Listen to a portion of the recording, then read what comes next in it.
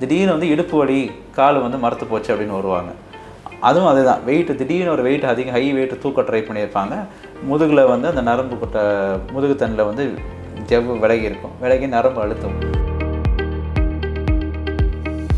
So அவங்க position ஒழுங்காக இல்லாமல் எக்ஸசைஸ் பண்ணுறது, கழுத்தை வந்து ரொம்ப விரித்து வைக்கிறது, மடக்கி ரொம்ப நேரம் வச்சுருக்கிறது, அதெல்லாமும் வந்து இந்த மாதிரி ரத்த ஓட்டம் பாதிப்புகளை ஏற்படுத்தலாம். கழுத்துலாம் பார்த்தீங்கன்னா மசாஜ் பண்ணும்போது அடிப்பாங்க.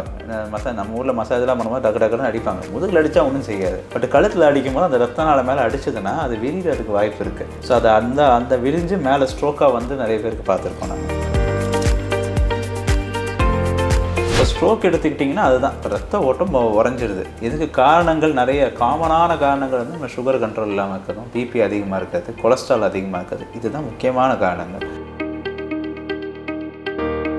அதேமாதிரி இந்த வெயில் காலங்களில் வந்து டீஹைட்ரேஷன், அதாவது தண்ணி எடுத்துக்க மாட்டாங்க, வேர்த்து ஊற்றும். அப்போ தண்ணி எடுக்காமல் அவங்க பாட்டு நம்ம வெளியே போயிட்டு சுற்றிட்டு இருப்போம், 2 மணி நேரம் 3 மணி நேரம் ரோட்டில் போயிட்டுருப்போம், ஆனால் அந்த தண்ணியே எடுத்துக்க மாட்டோம். ஸோ அப்போ அந்த டீஹைட்ரேஷன் ஆகாமல் ரத்தம் உறையிறதுக்கான வாய்ப்புகள் அதிகம். ஸோ அதை அவாய்ட் பண்ணால் ஸ்ட்ரோக்கு அந்த சான்சஸ் கம்மி பண்ணலாம். இப்போது ஜுரத்தோடு சேர்ந்த தலைவலி வந்ததும் பிரச்சனை. அதே மாதிரி எனக்கு வந்து உட்காந்தா நல்லா இருக்குது, படுத்தா தலைவலிக்குது, இல்லை அப்படியே உள்டாவாக வந்து படுத்தா நல்லா இருக்குது, உட்காந்தா தலைவலிக்குது, இதுவுமே வந்து கொஞ்சம் பார்க்க வேண்டிய விஷயம். தூக்கம் இல்லாமல் இருக்கிறதும், இந்த ஸ்க்ரீன் நிறையா பார்க்குறது, இந்த வெளிச்சத்தை பார்த்துட்டு ஃபோனையும் ஸ்க்ரீன் நிறையா பார்க்குறதுனாலையும் வலிப்பு நோய் வெளியே வர்றதுக்கான வாய்ப்புகள் அதிகமாக இருக்குது. ஒழுங்காக தூங்க மாட்டாங்க, ஒழுங்காக வந்து டைமுக்கு சாப்பிட மாட்டோம், தண்ணி ஒழுங்காக குடிக்க மாட்டோம், இப்போ வெயிலில் போயிட்டு வந்துட்டால் ரெஃப்ரெஷ் பண்ணிக்க மாட்டோம், இப்போ உடம்புல தண்ணி குறையும், அதை திரும்பி எடுத்துக்க மாட்டோம். இந்த மாதிரி விஷயங்கள் ரெகுலராக பண்ணாமல் இருக்கிறதுனாலேயே வந்து தலைவலி அதிகமாகும். வணக்கம், நான் டாக்டர் ஸ்ரீனிவாஸ், நியூரோலஜிஸ்ட், அப்போலோ மாநகரம், சென்னையில் இருக்கேன். பழங்காலம் இல்லாமல் இப்போ நம்மளோட லைஃப் ஸ்டைல் மாறிக்கிட்டே இருக்கிறதுனால நம்ம தூக்கமோடதோ இல்லை வந்து தினசரி செய்கிற வேலைகளோ குறைஞ்சிக்கிட்டு வரதுனாலையும் ஒருத்தரோட வாழ்க்கையில் வந்து பிரச்சனைகள் அதிகமாகிட்டு இருக்குது. இது மட்டும் இல்லை, இப்போ வந்து மருத்துவத்தில் உடைய முன்னேற்றங்களாலையும் முன்னாடி நமக்கு தெரியாத வியாதிகள் நிறைய வந்துக்கிட்டே இருக்குது, வெளியே வந்துக்கிட்டு இருக்குது. இதனால் இப்போ நரம்பியல் நிபுணர்கிட்ட அணுக வேண்டிய அவசியம் நிறைய பேருக்கு அதிகமாகிக்கிட்டு இருக்குது. ஓகே சார், இப்போது நரம்பியல் பிரச்சனைகள் வந்து மக்கள்கிட்ட கொஞ்சம் அதிகமாக ஏற்பட்டுருக்கிற இந்த நிலையில் நம்ம சின்ன வயசில் பண்ணுற இந்த தப்பு பெரிய ஆளாகும் போது இந்த நரம்பியல் பிரச்சனையை உண்டாக்குது, இந்த தப்பு பண்ணாதீங்க அப்படின்னா நீங்கள் எதை சொல்லுவீங்க? நரம்பியல் பிரச்சனைகள் எடுத்த வரைக்கும் நிறைய இருக்குது. நம்ம எடுத்துக்கிட்டோம்னா தலையிலேருந்து காது வரைக்கும் எங்கே வேணால் பாதிப்படலாம். இப்போ நரம்பியல்னு எடுத்துக்கிட்டோம்னா மூளை, முதுகுத்தண்டு, அதை தவிர வந்து நரம்புகள், தசைகள் எங்கே வேணால் பாதிப்பு இருக்கும். இதில் நம்ம காமனாக இந்த மாதிரி இப்போது நம்ம லைஃப் ஸ்டைல் பிரச்சனைகள், அதாவது நம்ம செய்கிற ஒழுங்காக நம்ம செயல்பாடுகள் ஒழுங்காக இல்லாதனால வர பிரச்சனை அப்படின்னு எடுத்துக்கிட்டோம்னா முக்கியமானது வந்து தலைவலி. இந்த தலைவலி வர்றதுக்கு முக்கியமான காரணம் வந்து நம்ம லைஃப் ஸ்டைல் ப்ராப்ளம் தான் மோஸ்ட்டாக சொல்லுவோம். ஸோ சின்ன வயசுலேருந்தே ஒழுங்காக தூங்க மாட்டாங்க, ஒழுங்காக வந்து டைமுக்கு சாப்பிட மாட்டோம், தண்ணி ஒழுங்காக குடிக்க மாட்டோம், இப்போ வெயிலில் போயிட்டு வந்துட்டால் ரெஃப்ரெஷ் பண்ணிக்க மாட்டோம், டீஹைட்ரேஷன் இருக்கும், அதாவது வெயிலில் போயிட்டு வந்தோம்னா நமக்கு தண்ணி வந்து உடம்புல தண்ணி குறையும், அதை திரும்பி எடுத்துக்க மாட்டோம். இந்த மாதிரி விஷயங்கள் ரெகுலராக பண்ணாமல் இருக்கிறதுனாலேயே வந்து தலைவலி அதிகமாகும். அது காமனான ஒரு விஷயம், அதை அவாய்ட் பண்ணக்கூடிய ஒரு விஷயம். அது கூட வந்து ரொம்ப நாள், அதுவும் இப்போ இந்த காலத்தில் வந்து ஃபோன் இருக்கிறதுக்கும் டிவி இருக்கிறதுக்கும், நிறைய டிவி பார்க்குறது, ரெகுலராக அந்த லைட்டை பார்த்துக்கிட்டே இருக்கிறதுல வந்து தூக்கம் கெட்டு போகிறது ரொம்ப காமன். தூக்கம் இல்லாமல் இருப்பது, அதுலேயும் வந்து இந்த தலைவலி வர்றதுக்கான வாய்ப்புகள் ரொம்ப அதிகம். ஸோ இந்த விஷயங்களில் தான் வந்து காமனான பிரச்சனைகள் நரம்பியலில் வருது. கூட வந்து தடுக்கிறதுக்கு என்ன கேட்டிங்கன்னா அதே மாதிரி தான், இந்த தூக்கம் இல்லாமல் இருக்கிறதும், இந்த ஸ்க்ரீன் நிறையா பார்க்குறது, இந்த வெளிச்சத்தை பார்த்துட்டு ஃபோனையும் ஸ்க்ரீன் நிறையா பார்க்குறதுனாலையும் வலிப்பு நோய் வெளியே வர்றதுக்கான வாய்ப்புகள் அதிகமாக இருக்குது. ஓகே சார், இப்போ நீங்கள் தலைவலிக்கான காரணங்கள் நிறையா சொன்னீங்க இல்லையா? நம்ம வந்து தலைவலின்றது இப்போ ரொம்ப சகஜமான பிரச்சனையாகவே மாறிடுச்சு. இப்போ சாதாரண அது பெரிய நோயாக நமக்கு கவனம் கொடுக்கறதில்ல. அப்படி தலைவலியில் இருக்கிற அந்த வித்தியாசமான தலைவலிகள், மைக்ரைனாக இருக்கட்டும், டென்ஷனாக இருக்கட்டும், இல்லை கிளஸ்டராக இருக்கட்டும், அந்த மாதிரியான விஷயங்களை பற்றி நம்ம என்ன கவனத்தில் வச்சுக்கணும்? இந்த மாதிரியான தலைவலிகளை நீங்கள் கண்டிப்பாக ஈஸியாக எடுத்துக்கக்கூடாது அப்படின்ற அறிவுரைகள் ஏதாவது? இப்போ தலைவலி நிறைய பேர் வந்து எனக்கு சாதா தலைவலின்னுவாங்க. தலைவலியில் என்ன சாதா வலினாலே அது பிரச்சனை தான், அதில் சாதாங்கிற எதுவும் கிடையாது. இப்போ நீங்கள் சொன்னீங்கல்ல நிறைய டைப்ஸ் இருக்குது. இப்போ மைக்ரைன், அதாவது ஒற்றை தலைவலின்னு சொல்லுவோம், டென்ஷன் டைப் ஹெட்டேக்குன்னு சொல்லுவோம், அப்புறம் கிளஸ்டர் ஹெட்டேக், இதெல்லாம் வந்து காமனாக நம்ம சொல்கிற டைப்ஸ் ஆஃப் ஹெட்டேக் அப்படின்னு சொல்லுவோம். ஸோ இது எல்லாமே வந்து என்னென்னா, மூளையில் ஸ்கேன் எடுத்தோம்னா எதுவும் இருக்காது. இது எல்லாமே வந்து தலைவலியின் வகைகள். இதுக்கு காரணம்னு பார்த்தோம்னா முக்கால்வாசி நேரம் காரணம் இருக்காது. காரணத்தோடு வருது, அதாவது ஸ்கேனில் பிரச்சனையோடு வர தலைவலிகள் வந்து ரொம்ப ஆபத்தானவை. அதை உடனடியாக வைத்தியம் செய்ய வேண்டியது. இப்போ மூளையில் கட்டி இருக்கிறதுனாலையோ, ரத்தக்கட்டாக இருக்கிறதுனாலையோ, ரத்தம் கசிஞ்சனாலேயோ தலைவலிகள் வரலாம். ஸோ அந்த மாதிரி பிரச்சனைகள் வந்து கண்டுபிடிக்கிறதுக்கு வந்து சில அறிகுறிகள் பார்ப்போம். அதாவது வந்து தலைவலி வரும்போது திடீர்னு வந்திருக்கா, இல்லை ஏற்கனவே வர தலைவலி திடீர்னு அதிகமாகிருக்கா. முன்னாடி வந்து எனக்கு வந்து மாதத்துக்கு ஒரு தடவை, வருஷத்துக்கு 2 தடவை வரும், இப்போ பார்த்தா 10 நாளாக தொடர்ந்து தலைவலி இருக்குது. அது வந்து கொஞ்சம் பார்க்க வேண்டிய விஷயம். அதே மாதிரி கண் பார்வை மறையிறதோ, 2 தெரிகிறது, ஒரு பக்கம் சரியாக தெரிய மாட்டேங்குது, இந்த மாதிரி விஷயங்கள். இல்லை தொடர்ந்து வாந்தி வந்துக்கிட்டே இருக்குது, இது மயக்கமாகவே இருக்குது தலைவலியை சேர்ந்து வரும்போது, இல்லை தலை சுத்தலோடு சேர்ந்து வருது, இந்த மாதிரி விஷயங்கள் வந்து டெஃபினட்டாக உடனடியாக பார்க்க வேண்டிய விஷயங்கள். இப்போது ஜுரத்தோடு சேர்ந்த தலைவலி வந்ததும் பிரச்சனை. அதே மாதிரி எனக்கு வந்து உட்காந்தா நல்லா இருக்குது, படுத்தா தலைவலிக்குது, இல்லை அப்படியே உள்டாவாக வந்து படுத்தா நல்லா இருக்குது, உட்காந்தா தலைவலிக்குது, இதுவுமே வந்து கொஞ்சம் பார்க்க வேண்டிய விஷயம். ஏன்னா இதெல்லாம் வந்து மூளையில் இருக்க ப்ரெஷர் அதிகமாக இருக்க வாய்ப்புகள் இருக்குது. ஸோ இதை வந்து உடனடியாக பார்த்து உடனடியாக அதுக்கு வைத்தியம் செய்ய வேண்டிய தேவைகள் இருக்குது. அடுத்தது அந்த வெர்டிகோ பிரச்சனைக்கு என்ன தீர்வாக நீங்கள் சொல்கிறீங்க? இளம் வயதினருக்கு கூட அந்த பிரச்சனை வர்றதுக்கான காரணம் என்னவாக இருக்குது? இப்போ நீங்கள் வெர்டிகோன்னு எடுத்துக்கிட்டிங்கன்னா அது பிரச்சனையாக, வெர்டிகோங்கிறது எப்படின்னா இப்போ தலைவலி அப்படின்னு சொல்கிற மாதிரி வெர்டிகோ, அவ்வளோதான். வெர்டிகோங்கிறது ஒரு சிம்டம், அதாவது தலை சுத்தல் அப்படிங்கிறதுக்கு இங்கிலீஷில் என்ன பேருன்னு கேட்டிங்கன்னா வெர்டிகோ, அவ்வளோதான். ஸோ அது வியாதி கிடையாது, அது வந்து ஒரு பிரச்சனை. காரணம்னு எடுத்துக்கிட்டோம்னா நிறையா இருக்குது. சில காரணங்கள் வந்து பெரிய விஷயம் கிடையாது, ஆனால் சரியாயிடும். அந்த பிபிபின்னு சொல்லுவோம், பொசிஷனல் வெர்டிகோ அப்படின்னு சொல்லுவோம். அதான் இருக்கிறது ரொம்ப உலகத்திலே காமனான காரணம் வெர்டிகோவுக்கு. அதாவது என்னென்னா, அந்த படுத்து எந்திரிச்சா சுற்றுது, காலில் எந்திரிச்சா சுற்றுது, தலையை திரும்பி படுத்தா சுற்றுதுன்னுவாங்க. ஆனால் அதில் ஒரு 2 நிமிஷம் சுற்றும் நின்றோம். அது வந்து பிபிபிவி வினைன் வெர்டிகோ தான், அது வினைன் பொசிஷனல் வெர்டிகோ தான் சொல்லுவோம். அது வந்து பெரிய பயப்படக்கூடிய விஷயம் இல்லை. ஆனால் என்ன பிரச்சனைனா, கொஞ்சம் வயதானவர்களுக்கு வந்து அது எந்திரிச்சோன்னு பெட் விட்டு எந்திரிச்சோன்னு பயங்கரமாக சுற்றும். அந்த சுற்றுற டைம் அந்த பயத்தினாலே விழுந்துருவாங்க, விழுந்து அடிபட்டுரும். ஸோ அடிபடும் போது ஃப்ராக்சர் ஆகிற வாய்ப்புகள், தலையில் அடிப்பட வாய்ப்புகள்லாம் உண்டு. ஸோ அதெல்லாம் தான் கொஞ்சம் கவனமாக இருக்கணும்.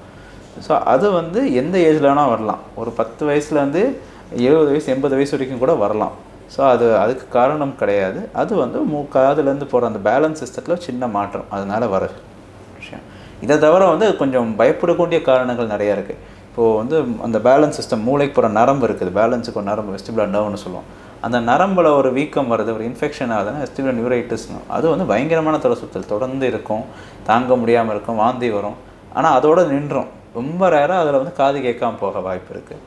இதை தவிர பயப்படக்கூடிய விஷயம் என்னென்னு பார்த்தீங்கன்னா, மூளையில் பாதிப்பு ஏற்பட்டால், அதாவது சென்ட்ரல் வெர்டிகோ, அதுதான் வந்து உடனடியாக வைத்தியம் செய்யக்கூடியது. இப்படி இருக்குன்னா இதை நம்ம உடனடியாக செய்யணும்.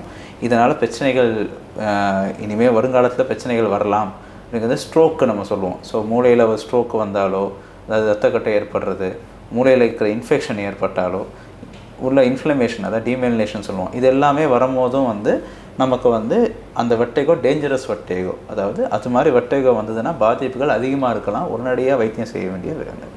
இது எந்த வயசில் வேணால் வரலாம். அதாவது அந்த வியாதிக்கு என்ன வயசு இருக்கோ அந்த வயசில் தான் வரும். இப்போ ஸ்ட்ரோக்குனா வந்து ஒரு 50 வயசுக்கு மேலே வரலாம், சின்ன வயசுலேயும் வரும், பட் யூஸ்வலாக 50 வயசுக்கு மேலே வரும். பிபிபிவி, அதாவது அந்த காமன் வெர்டிகோ, பொசிஷனல் வெர்டிகோ வயசே கிடையாது, எந்த வயசுல வேணால் வரலாம்.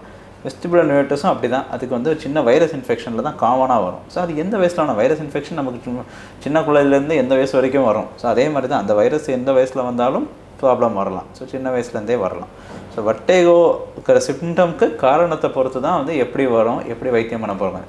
ஸோ எல்லா வெர்டிகோக்கும் ஒரே வைத்தியம் கிடையாது. எல்லா வெர்டிகோக்கும் எல்லோரும் வந்து போனாங்கன்னா யூஸ்வலாக அந்த மாத்திரை எழுதி கொடுத்துருவாங்க, வெர்டிகோ தலை சுற்றலாம் இந்த மாத்திரையை போடுங்க. ஆனால் ஒரே மாத்திரை எல்லாத்துக்கும் தீர்வே கிடையாது. காரணத்தை வைத்தியம் செஞ்சால் வழியே வெர்டிகோ நிற்காது. சார், இப்போ நம்ம ஸ்ட்ரோக் பற்றி பேசணும்ல சார், எந்தெந்த விஷயங்களால் வருது அப்படின்றத பற்றி பேசணும். ஆனால் மரபியல் காரணங்களால் சில பேருக்கு வரும், ஃபேமிலி ஹிஸ்ட்ரியை பொறுத்து சில பேருக்கு வரும்னு சொல்லுவாங்கள்ல.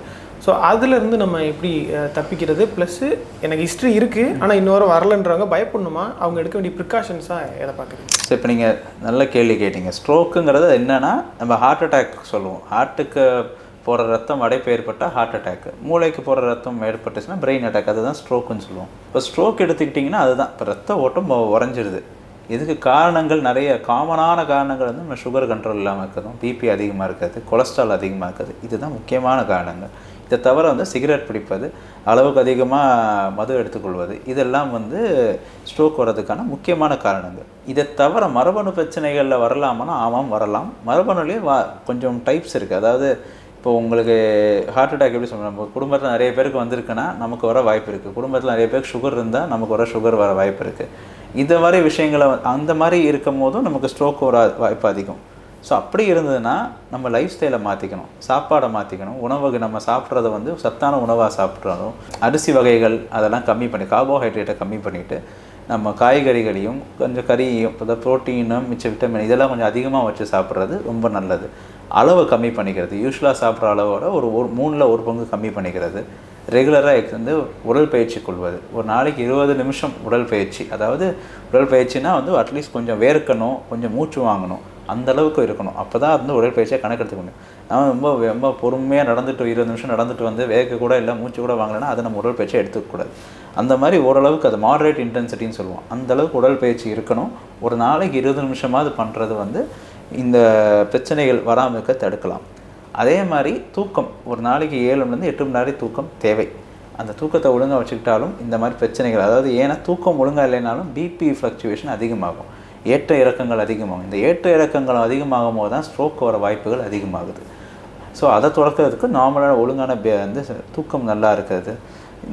அதே மாதிரி இந்த வெயில் காலங்களில் வந்து டீஹைட்ரேஷன், அதாவது தண்ணி எடுத்துக்க மாட்டாங்க, வேர்த்து ஊற்றும். அப்போ தண்ணி எடுக்காமல் அவங்க பாட்டு நம்ம வெளியே போயிட்டு சுற்றிட்டு இருப்போம், 2 மணி நேரம் 3 மணி நேரம் ரோட்டில் போயிட்டுருப்போம், ஆனால் அதை தண்ணியே எடுத்துக்க மாட்டோம். ஸோ அப்போ அந்த டீஹைட்ரேஷன் ரத்தம் உறையிறதுக்கான வாய்ப்புகள் அதிகம்.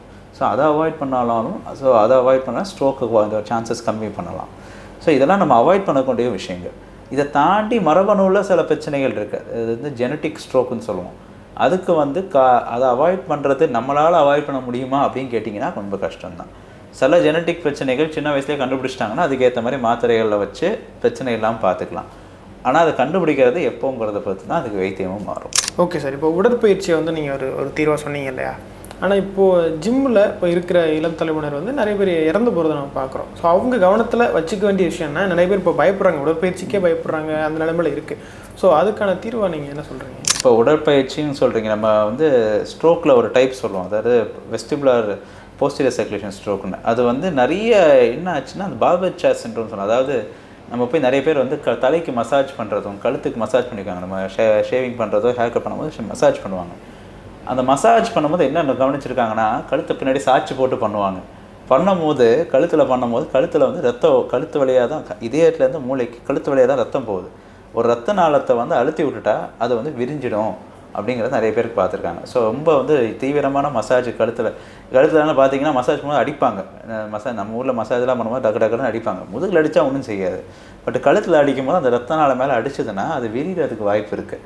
ஸோ அது அந்த விரிஞ்சு மேலே ஸ்ட்ரோக்காக வந்து நிறைய பேருக்கு பார்த்துருக்கோம் நாங்கள். அது பார்பர் சேர் சிண்ட்ரோம்னே சொல்லுவோம். அதனால் கழுத்தில் வந்து ஒரு மசாஜ் பண்ணுறாங்கன்னா அதுக்கப்புறம் ஸ்ட்ரோக் வர வாய்ப்பு இருக்குது அப்படிங்கிறத ஞாபகம் வச்சுக்கணும். ஸோ அதே மாதிரி தான் இப்போ எக்ஸசைஸ் பண்ணும்போது அதுதான், சில பேர் வந்து ஸ்ட்ரெயின் பண்ணுவாங்க, பயங்கரமாக ஸ்ட்ரெயின் பண்ணுவாங்க வீட்டு தூக்கும் போது. அப்போ தூக்கும் போது இந்த விரிவு ஏற்படுறதுக்கும் வாய்ப்பு உண்டு ரத்த நாளங்களில். ஸோ அவங்க பொசிஷன் ஒழுங்காக இல்லாமல் எக்ஸசைஸ் பண்ணுறது, கழுத்தை வந்து ரொம்ப விரித்து வைக்கிறது, மடக்கி ரொம்ப நேரம் வச்சுருக்கிறது, அதெல்லாமும் வந்து இந்த மாதிரி ரத்த ஓட்டம் பாதிப்புகளை ஏற்படுத்தலாம். அதே மாதிரி ஓவர் எக்ஸசைஸ் பண்ணுறதுல என்ன பிரச்சனை வரும்னா, சில பேருக்கு அந்த வியாதிகள் உண்டு. இப்போது மயஸ்தீனியான ஒரு வியாதி உண்டு. அதாவது என்னென்னா வந்து உடம்பு சீக்கிரம் சோர்ந்து போயிடும். அஸ்தீனியானா அதான் சோர்ந்து போகிறது. மசில்ஸ் வந்து அந்த தசைகள் வந்து சீக்கிரமாக சோர்ந்து போகும் அவங்களுக்கு.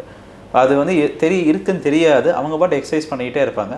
திடீர்னு ஒன்றால் அந்த வியாதி லேசாக ஃப்ளேர் அப் ஆகும், கொஞ்சம் எக்ஸசைஸ் பண்ணாலே பிரமாண்ட வீக்னஸ் வந்துடும், உடம்பு ஃபுல்லாக சக்தி இறங்கிடும்.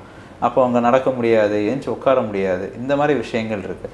ஸோ வந்து ஒரு நம்ம எஃபர்ட்டை மீறி நம்மளோட எவ்வளோ முடியுமோ அதை மீறி வந்து முயற்சி ஓவராக பண்ணுற போது பிரச்சனைகள் வரும்.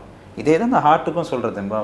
நமக்கு தெரியாமல் வியாதிகள் இருக்கும் போது ரொம்ப ஓவராக ஸ்ட்ரெயின் பண்ணிக்கிட்டோம், நம்மளோட முடிஞ்சதை மீறி செய்யும் போது தான் வந்து ஸ்ட்ரெயின் அதிகமாகும் போது சில விஷயங்கள் ரிஸ்க் ஏற்படலாம்.